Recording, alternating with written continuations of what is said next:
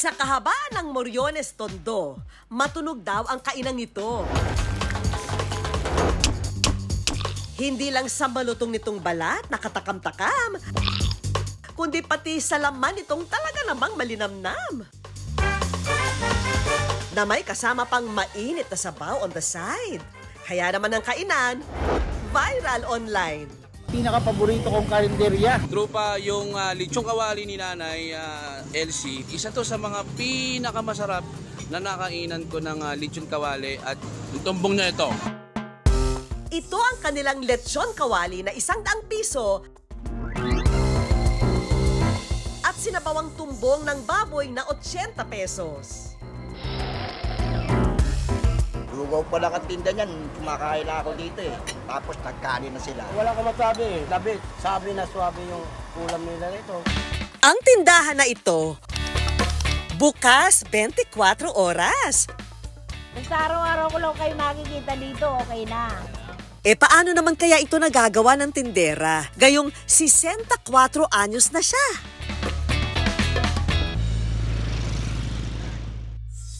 Last year, nang unang nakilala ng good news si Nanay Elsie. Lusot ko lang mo ito at masakit yung tuhod ko eh. Hindi makalakad mabuti.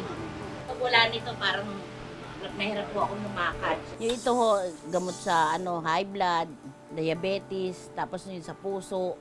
Nire-ready ko na to talaga para pagka nakakain ako ng konti, pwede ko nang inumin para hindi masyadong atakihin ako ng hika. Gumagamit ako nito. 2 sa umaga, 2 sa gabi yung pump. Kahit hirap na sa paglalakad, sige pa rin si Nanay sa pagtitinda. Morning. Kahit pagsabihan pa siya ng mga anak. Pag hindi ako nagpupunta sa tindahan, parang nahanap din ng katawan ko eh. Kailangan lumabas ako. Kahit masakit yung tuhod ko. Kasi gusto ko makita yung mga kung matumal o hindi. Ano pa? Dahil na rin sa kanyang edad at hirap sa pagkilos, kung dati siya mismo ang nagluluto ng halos 1 oras sa lechon at mano-manong nagtatanggal ng dumi sa tumbong ng baboy, ngayon, siya na lang ang tumatao at tumitikim sa mga niluluto ng kanyang mga empleyado. Pinapasarap po talaga yan. Lechong kawali ho namin para malutong, para masarap. Yun ang hinahanap ng mga customer namin. Kasi para may sabaw daw. Yung tumbong ng baboy. Kaya kailangan linisin bago mo i-serve. Tinitikman ko talaga, inaamoy ko. Hirap man sa kanyang sitwasyon, hindi binitawan ni Nanay ang kanilang negosyo. Sa katunayan, 3 dekada na nga raw siyang laman ng kalsada. Naghahangad na masungkit ang panlasa ng masa. Pero hindi raw ito madali ha. Kaliwat kanan ang utang ko noon eh. Akala ko college, ganun lang. Yung pala, tumataas din yung tuition. Kaya naman katuwang ang kanyang asawa. Sinimulan nilang magtinda ng lechon kawali at tumbong. Ang mga pagkain daw na ito, pangmasa, kaya naman naniwala sila noon na pag ito ang kanilang tininda, siguradong papato. Yung asawa ko dati, talagang tumutulong naman sa akin yun.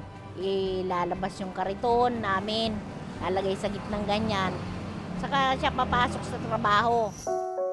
Pero noong 2012, ang masaya nilang pagsasama, naudlot ng bawian ng buhay ang kanyang asawa. Yung may diabetes ho siya, naputulan siya ng paa. Komplikasyon na sa baga.